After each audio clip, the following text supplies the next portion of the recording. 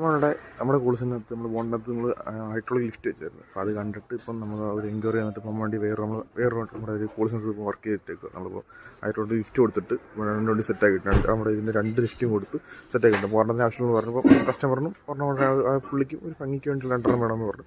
നമ്മൾ വണ്ടി കൊടുക്കും അങ്ങോട്ട് പോകുന്നത്. നമ്മുടെ വണ്ടിക്ക് കുറച്ച് വർക്കിന് ഓൾസിഞ്ചിനോട് കൊടുത്തേക്കുന്നത്. അപ്പോൾ അവിടെ നിന്ന് നമ്മൾ വണ്ടിയുടെ ഇതിപ്പോൾ വന്നേക്കുന്നത് എറണാകുളത്ത് വന്നേക്കുന്നത്. വണ്ടി കുറച്ച് മെക്കാനിക്സ് വർക്ക് ഉണ്ടായിരുന്നു, അത് എല്ലാം ഇളക്കിയിട്ടേക്കുക.